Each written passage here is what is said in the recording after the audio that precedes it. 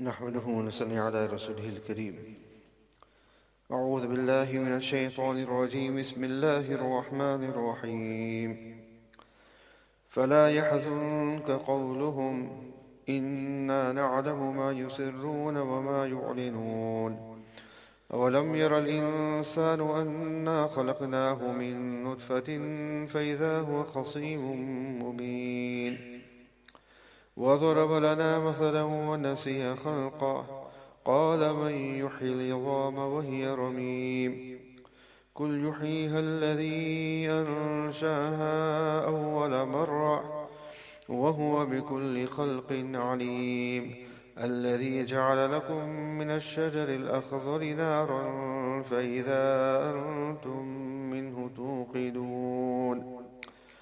أوليس الذي خلق السماوات والأرض بقادر على أن يخلق مثلهم بلى وهو الخلاق العليم.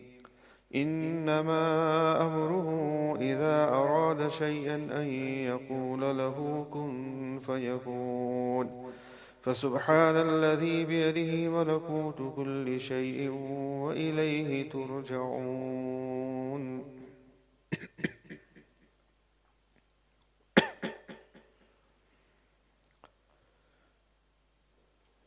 Respectful honored friends, the verses that have been recited are the closing verses of Surah Yaseen.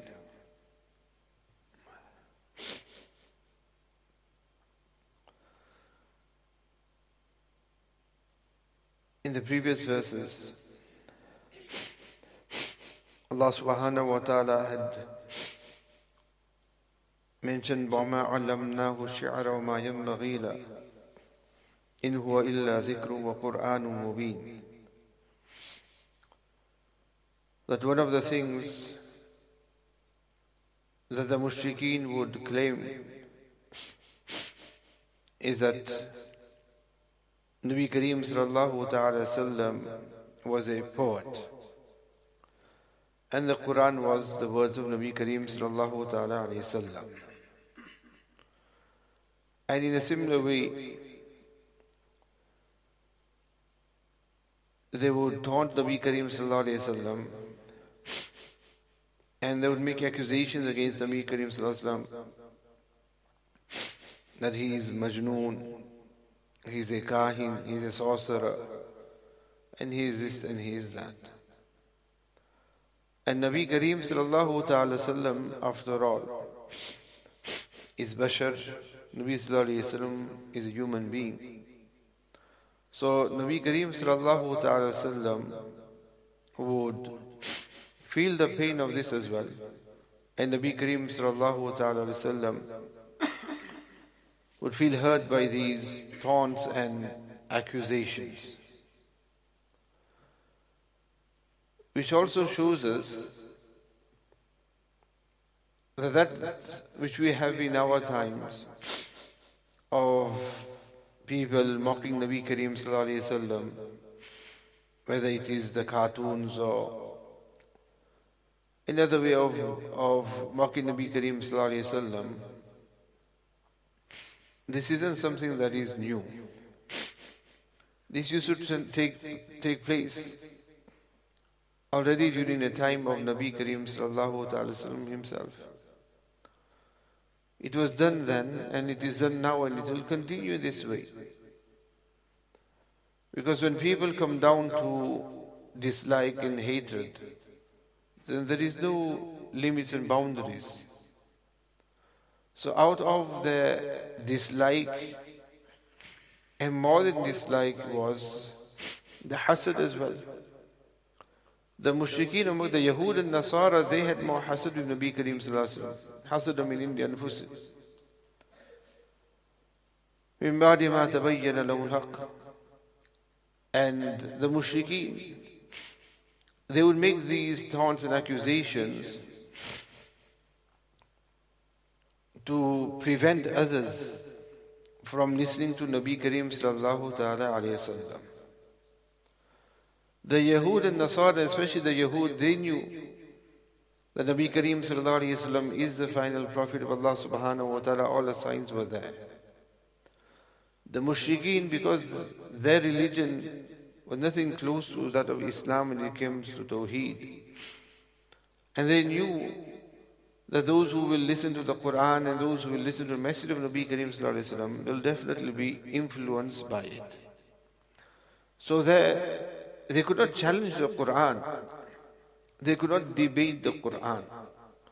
So the only thing they could do is tarnish the reputation of Nabi Kareem sallallahu alayhi wasallam, taunt him and accuse him of sorcery and magic.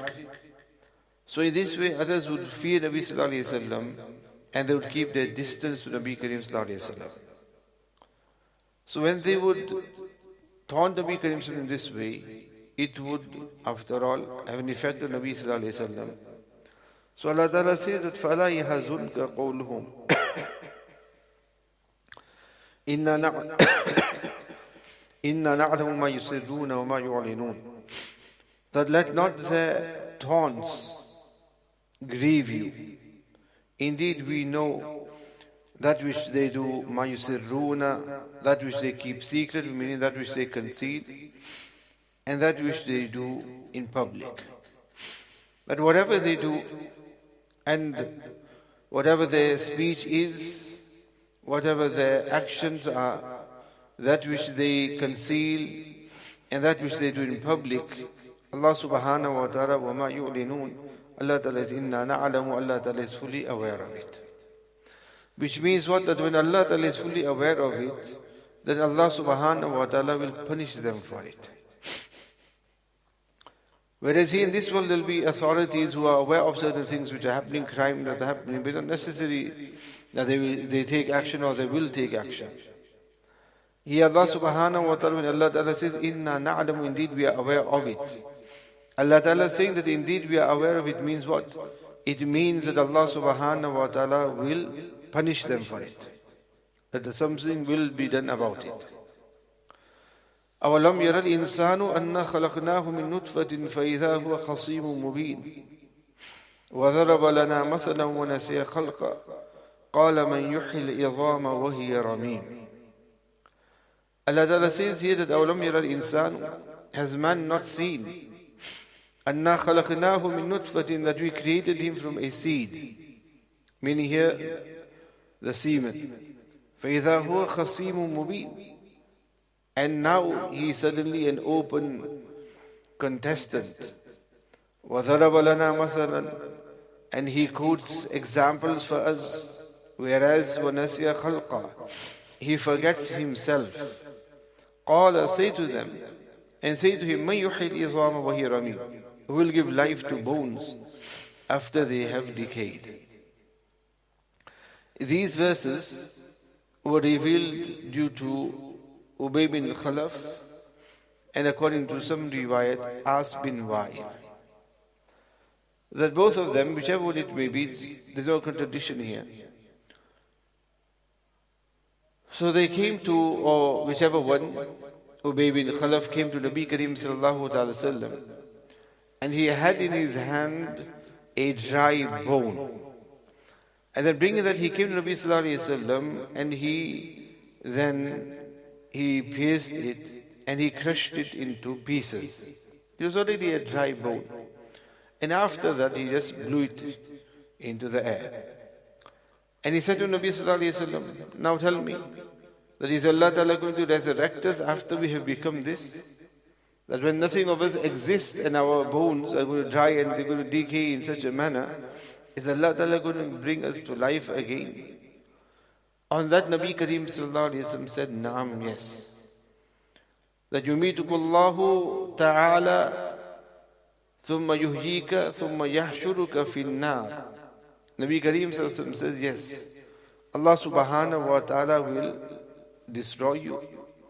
Allah subhanahu wa ta'ala will resurrect you, and Allah Ta'ala will enter you into Jahannam. Allah Ta'ala will enter you into Jahannam. And the same is narrated with regards to either As bin Wa'il, with just a couple of changes in the words, but the meaning is exactly the same.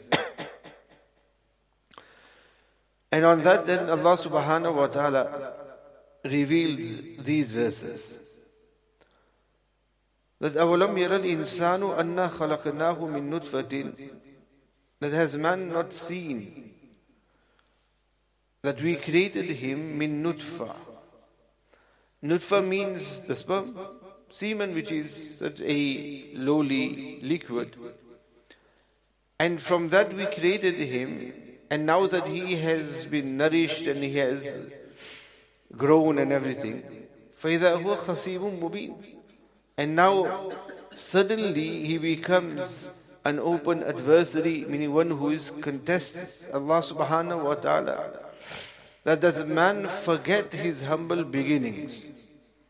That now when man is how he openly disobeys Allah subhanahu wa ta'ala, openly contests and openly goes against Allah subhanahu wa ta'ala, has he forgotten from what he was and from what to what we have nourished him and brought him to? And not only that, but what does he do? In his khasimun mubin, in his arguing with Allah subhanahu wa ta'ala, he does what? وَضَرَبَ لَنَا مَثَلًا. He quotes examples for us. And the example here is what? That example of the bone which he had crushed and said that is Allah ta'ala going to then bring us back to life from this. So وَضَرَبَ لَنَا مَثَلًا وَنَسِيَ خَلْقًا. And in doing so, he forgets himself. And he forgets that he was once a lowly drop of fluid. And he says now that who is going to resurrect us? Is Allah Ta'ala capable of after we become nothing? Is Allah Ta'ala going to bring us back? And that is going to happen. قُلْ قَالَ مَنْ يُحْيِي الْعِظَامَ وَهِيَ رَمِيمٌ. He says, who will give life to bones after they have decomposed? And the riwayat in Sahih Bukhari and other books of hadith as well. When there was a person from the Banu Israel, and when he was about to die, he had made wasiyat to his sons that when he dies, and a fire should be made, and when the fire is heated, then he should be placed in that, and he should be cremated, in other words. And then the ashes taken, and the ashes should be thrown into the ocean. And another riwayat is mentioned that he said, throw some of the ashes into the ocean, and the other scattered it, and that on a windy day. So that the ashes will, being windy day, they'll scatter all over the place. So that then Allah subhanahu wa ta'ala will not be capable of resurrecting me. So I'm gone and that's done with. As soon as he died, the family, they had carried that out. And that's when Allah subhanahu wa ta'ala had commanded all the ashes, and all those pieces, and all the atoms of ash which was thrown in the ocean, Allah subhanahu wa ta'ala commanded those to gather, and that which was scattered on the earth, wherever it was scattered, Allah ta'ala had commanded that to gather, and collectively they gathered, and he was brought in front of Allah subhanahu wa ta'ala. Allah ta'ala asked him, why did you command and why did you make such a bequest? He said, makhafaka, due to your fear. So Allah Ta'ala had forgiven him. But the point here is not the forgiveness side, the point here is of how Allah subhanahu wa ta'ala, despite the fact that his entire body was scattered, the ashes were scattered, his remains were scattered all over the place, in the ocean as well as on land. Despite that, Allah subhanahu wa ta'ala still gathered his ashes together, and he was brought in front of Allah subhanahu wa ta'ala. So when he says, قَالَ مَنْ يُحْيِي الْعِظَامَ وَهِيَ رَمِيمٌ قُلْ يُحْيِي الَّذِي أَنْشَأَهَا أَوَّلَ مَرَّةٍ. Allah Ta'ala says, say to him, the one who gave life to it for the first time, أَنْشَأَهَا أَوَّلَ مَرَّةٍ وَهُوَ بِكُلِّ خَلْقٍ عَلِيمٌ. Then the one who gave life to it for the first time, he is the one who يُحْيِيهَا الَّذِي أَنْشَأَهَا أَوَّلَ مَرَّةٍ. He is the one who will revive it. وَهُوَ بِكُلِّ خَلْقٍ عَلِيمٌ. And he has knowledge of all things. So Allah subhanahu wa ta'ala, when he has done it once, then for Allah ta'ala to do it again is not an issue at all. For us human beings, if they create something one time or they accomplish something one time, then to achieve it again doesn't become so difficult because they've got the experience here. That's insan. And Allah subhanahu wa ta'ala is Khaliq and Malik. Allah ta'ala, for Allah ta'ala who has created insan from nothing to what he has become. So when he becomes nothing again, for him to resurrect him, that is nothing at all. Whereas he was something, and from that Allah resurrects him, whereas in the onset he was nothing at all. And from that nothing at all, and this is one of the great qudras of Allah subhanahu wa ta'ala, which Allah ta'ala mentions here. Because in this surah, Allah ta'ala had mentioned various qudras of His. And here the qudrat is of, look how insan was created. Insan was created from this nutfa. Was created from this nutfa. But now when we look at ourselves in a mirror, and have a long, large, tall mirror, and when insan looks at himself in the mirror, does he see a blob of fluid? You don't see any blob of fluid, or any part of our bodies which is still a blob of fluid. And from that blob of fluid, then hands and legs and spurted out or so. Nothing at all. So where was that fluid that was there? And from that fluid, Allah subhanahu wa ta'ala, over that process and gradually has created insan in a solid form. There is fluid within us, but from what to what Allah ta'ala created. And that too, that nutfa, and that nutfa itself is so minute. Is so minute. But from the minute nutfa itself, Allah Ta'ala has created insan. This is what the qudrat of Allah subhanahu wa ta'ala from the nutfa. And then to the nutfa, which is what? A inferior quality material. But from that Allah subhanahu wa ta'ala has created insan fi ahsani taqweem. لَقَدْ خَلَقْنَا الْإِنسَانَ فِي أَحْسَنِ تَقْوِيمٍ. In the best of forms, Allah Ta'ala has created insan. Other manufacturers will need quality parts to produce something of quality. Low quality, low budget will give you low quality. But here Allah subhanahu wa ta'ala has created insan with this low quality material, but from that Allah subhanahu wa ta'ala has created insan in the most beautiful form. And different components with which Allah Ta'ala has created us, but they have all come from just that one material. So this is what they said, the great qudrat of Allah subhanahu wa ta'ala. Scientists today can clone, and they can clone whatever they want to clone, but they cannot match the qudrat of Allah subhanahu wa ta'ala. They have taken already from what Allah Ta'ala has created, and from that they just cloned and taken the stems from there, and they create from there. But there was nothing, and from nothing Allah subhanahu wa ta'ala created insan. A plant, even, you have a seed, so you have the seed, and from the seed that plant grows. And here nothing at all. You have a male and a female, the husband and wife.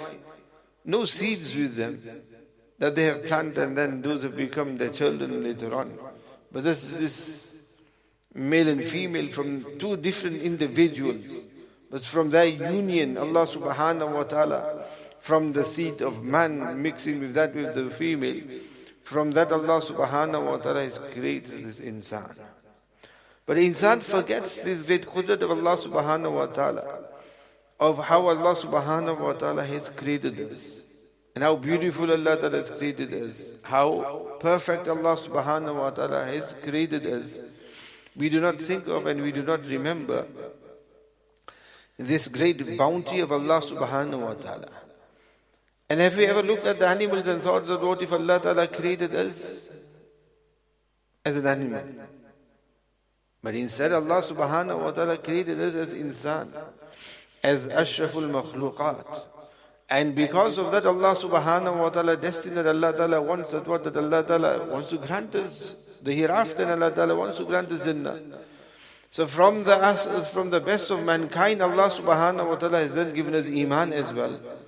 What a great bounty and favor of Allah subhanahu wa ta'ala upon us.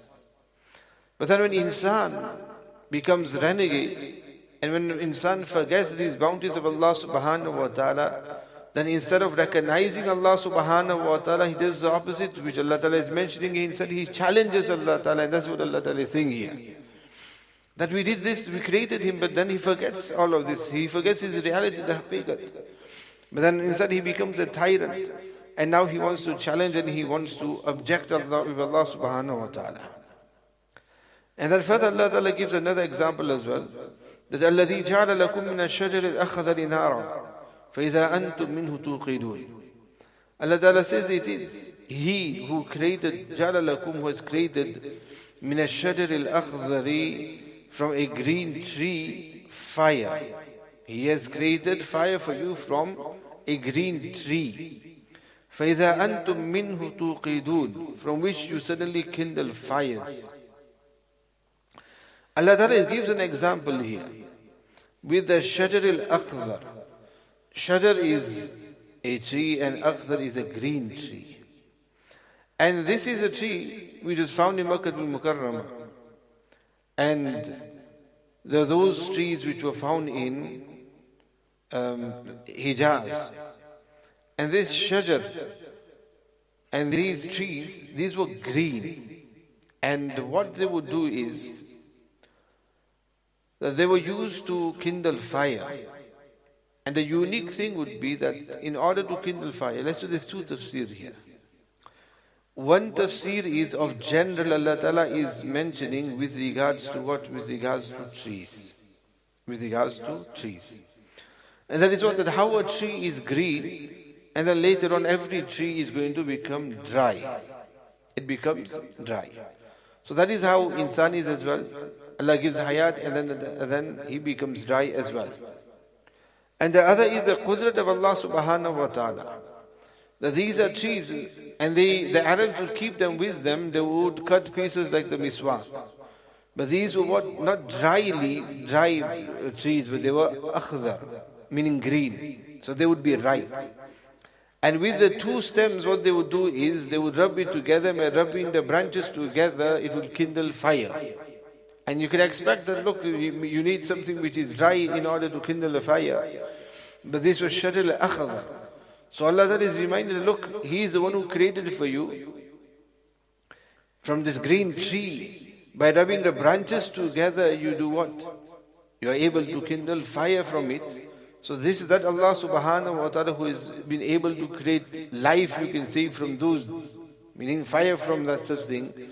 So أَوَلَيْسَ الَّذِي خَلَقَ السَّمَاوَاتِ وَالْأَرْضِ, does the one who has created the heavens and the earth not have بِقَادِرٍ, the power عَلَىٰ أَن يَخْلُقَ مِثْلَهُمْ, to create other things like them? Bala, of course, why not? وَهُوَ الْخَلَّاقُ الْعَلِيمُ, He is a prolific creator, the all-knowing. Meaning that Allah Ta'ala can create millions more. Millions more, because Allah subhanahu wa ta'ala is Khallaqul Alim. So when Allah subhanahu wa ta'ala, who has already created something like the heavens and the earth, something as great and mighty as the heavens and the earth, then do you expect that Allah subhanahu wa ta'ala is not going to have the qudrat to create anything else beyond that, when He has created the heavens and the earth? And not only that, but He hasn't just created the heavens and the earth without anything inside it. He's created the heavens and the earth and everything which is within the heavens and the earth as well. But Allah subhanahu wa ta'ala has created all of these things. So أَلَا يَخْلُقَ مِثْلَهُمْ, so does He not have the power to create others like them? Bala, indeed. Meaning that Allah subhanahu wa ta'ala can create وَهُوَ الْخَلَّاقُ الْعَلِيمُ, more than that, because He is a prolific creator. And Allah subhanahu wa ta'ala is Alim. Allah Ta'ala is all-knowing. Allah Ta'ala is all-knowing. إِنَّمَا أَمْرُهُ إِذَا أَرَادَ شَيْئًا أَن يَقُولَ لَهُ كُنْ فَيَكُونَ. That Allah subhanahu wa ta'ala's qudrat is what?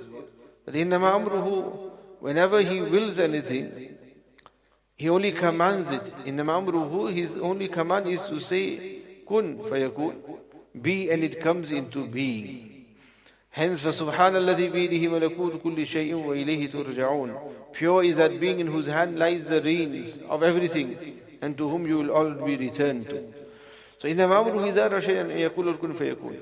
And this is just an example for us that Allah subhanahu wa ta'ala doesn't even need to say the word kun, be. Meaning that Allah subhanahu wa ta'ala just needs to give the command and it will become. This is the qudrat of Allah subhanahu wa ta'ala. As in the hadith as well, Nabi Kareem mentions that Allah Ta'ala says that no servant of Allah subhanahu wa ta'ala can abstain from sin unless Allah Ta'ala frees him from sin. And seek forgiveness from me and seek pardon from me. And no creation of mine can be independent but the one that I have made independent. That each one is a faqir unless Allah Ta'ala has given him and Allah Subhanahu wa Ta'ala has kept him independent. And then Allah Subhanahu wa Ta'ala says that I do whatever I will. I.T.A kalamun wa adhabi kalamun. My giving is my kalam and my adhab is also my kalam. And إذا أردت شيئا, whenever I intend anything, أقول كن فيكون. All I say is be and it becomes. So Allah Subhanahu wa Ta'ala says that I.T.A kalamun. My giving is just my command. My adhab as well is my command. Means that Allah Subhanahu wa Ta'ala, if Allah Ta'ala wants something to be, it'll be just by Him giving the command. That Allah Subhanahu wa Ta'ala is not like insan. Because here whether As bin Wa'il or Ubay bin Khalaf and the rest of the mushrikeen and those who do not have iman, they compare Allah Subhanahu wa Ta'ala to insan. They compare things to, because their understanding is limited to just those things that they see around. Look, any person wants to create something, then they need to do what? They need to have the drawing paper first. They need to scratch things down, they need to plan things.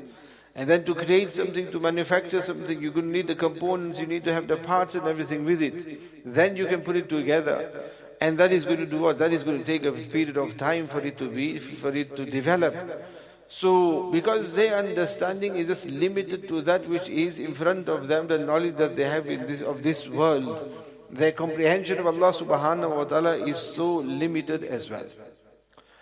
And the reality is that we would be exactly the same. Had it not been for what wahi, we would be the same. Because wahi is what comes beyond and after that which insan and which man can understand. Insan's aql is limited. And because insan's aql is limited, you will not be able to fathom the akhirat at all, the concept of the akhirat, Jannat, Jahannam and all the other awsaf and the sifas of Allah Subhanahu wa Ta'ala, qualities of Allah Ta'ala. We wouldn't be able to fathom any of these. The only way we can is that when this aql of insan fails, then what kicks in? Ilm wahi.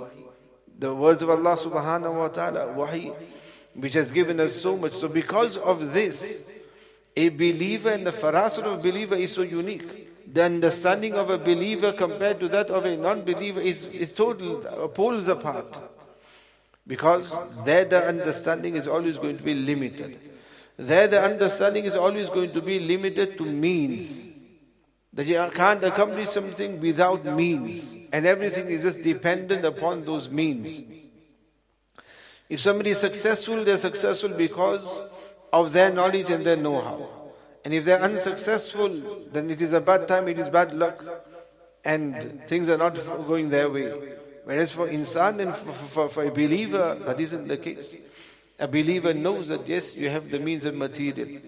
You utilize the means of material, but at the end of the day, success lies in the hands of Allah Subhanahu wa Ta'ala. You do as much as you can, but the rest and then is in the qudrat of Allah Subhanahu wa Ta'ala. You try as much as possible, but at the end is going to be whatever Allah Ta'ala destines and whatever Allah Ta'ala wills. If we are successful, we are not successful because of our own doing and our own talents, but because of the decision of Allah Subhanahu wa Ta'ala, the ni'mat and bounty of Allah Subhanahu wa Ta'ala. The thoughts and the understanding of a believer and a non-believer is very different. So for them, they analyze Allah Subhanahu wa Ta'ala according to their understanding. And Allah Ta'ala is saying, look, Allah Ta'ala's qudrat is not like insan. That when Allah Subhanahu wa Ta'ala decides for something, then Allah Ta'ala doesn't need time. For it to develop, Allah Ta'ala doesn't need time. All it is that Allah Ta'ala just needs to give the command and it will be. And when it says here, kun fayakun, it will be, indicates towards both. Because not everything just fully develops immediately as well. Just the way this nutfa, when Allah Ta'ala destines that it should be mukhallaqatin or ghayr mukhallaqa, whether that nutfa should become a child or not, then nutfa doesn't just become a child, does it? It develops. But that developing itself is from the qudrat of Allah Subhanahu wa Ta'ala. So there are those things that Allah subhanahu wa ta'ala command to be, and it just becomes fully developed. It didn't become like small part of the earth and then more and more gradually more parts of the world and more countries and continents were added on to it. Things were made instantly. So those things that should be created instantly, they will be created instantly. And there are other things which are not meant to be created instantly, but they also develop, whether it is over a period of time, but that too is from the command of Allah subhanahu wa ta'ala. That's where animals, insan, and so another thing, the tree as well, just planted and instantly becomes. It gradually comes into existence. But this coming in existence of any of these things, whether it is instant or whether it is gradual, is all from what the command of Allah subhanahu wa ta'ala. So Allah ta'ala is not like insan. Allah ta'ala doesn't need so much planning and whatnot to be able to do anything. Allah ta'ala just needs to give the command and it will come into being. And this is the hadith where Allah ta'ala says that I.T.A kalamun, that is just my kalam, meaning my instruction. And that person will become. Same with my adhab as well. For the adhab, Allah Ta'ala doesn't need to have a whole army in place and needs to consult with the angel, with Sayyidina Jibreel, look, which direction are you going to attack them from, and which direction you will be, how loud is yours, how loud does your scream need to be for it to burst their bodies and brains and everything, and put everything topsy-turvy, upside down. No planning, nothing of that needed at all. It is just the command of Allah subhanahu wa ta'ala, and everything will occur accordingly. Why? Because Allah ta'ala is, for subhanallah, Allah ta'ala is pure, is that being. And when Allah ta'ala is pure, because insan is not pure. Insan will do what? Insan will develop, fail, and then get there, not get there. It takes years and years. Somebody gets to the moon, never got to the moon overnight. Years and years of trial and error. And then you get somewhere, you achieve something. But Allah subhanahu wa ta'ala is subhan. And because Allah ta'ala is subhanallah bihi, pure is that being. Allah ta'ala is pure. So Allah ta'ala is free from any errors. So Allah ta'ala doesn't make any errors at all. And neither is there any error in the command of Allah subhanahu wa ta'ala. Whatever Allah ta'ala has commanded has been commanded for a reason. We may not understand the reasoning behind it, but there's no error in it. Allah ta'ala made a wrong decision in allowing certain person in power, in allowing defeat here, in allowing success here, in allowing this to happen or that to happen, for this to develop, not to develop. That isn't the case at all. Allah Ta'ala is purely pure. Allah Ta'ala is pure, so Allah Ta'ala is pure. Pure is that being, biyadihi, in whose hands lies what? Malakutu kulli shay. And here malakut means control, reigns, and control kulli shay'in, of everything. And this is the aqeedah that we need to develop within us as well. That Allah subhanahu wa ta'ala, biyadihi malakutu kulli shay, everything is in the control of Allah subhanahu wa ta'ala. Wa ilayhi turja'un, and to whom you will all be returned. You will all be returned, meaning after death. So after death, each one will be returned to Allah subhanahu wa ta'ala. And that is the haqiqat, and that is the reality. And this is what death is all about. This is what maut is. Maut is what is returning us to Allah subhanahu wa ta'ala. But it isn't something that is instant, that Allah ta'ala just commands and an entire generation just dies and goes to the hereafter. And then a new generation just springs up, dies and goes to the hereafter. Everyone has to go. But then it is gradually, people will go to, otherwise then you're going to have occasions when there's nobody inhabiting the earth until everybody grows up and becomes mature enough to control the world. So that wouldn't make sense as well. So Allah subhanahu wa ta'ala has made this process a gradual process, that each one departs from here and you go to the hereafter and you return to Allah subhanahu wa ta'ala. And it is there where everyone will be reunited with those who have left them already here. So there are those who go before others. But then each one is going to return to Allah subhanahu wa ta'ala. And as long as we have this understanding and this yaqeen that وَإِلَيْهِ تُرْجَعُونَ, then this is something which gives the person hope as well, gives the person that enjoyment as well. In doing what? In doing the obedience of Allah Ta'ala, in carrying out the obedience of Allah Ta'ala, knowing that whatever good we do, we'll get the reward for it. We'll reap the fruits of it in the hereafter. And at the same time, it keeps a person alert as well. It keeps a person, it safeguards a person as well. Knowing the fact that, look, we're going to return to Allah Ta'ala and where we're going to have to answer for all the deeds that we've done here in this world. On this, we have completed now Surah Yaseen.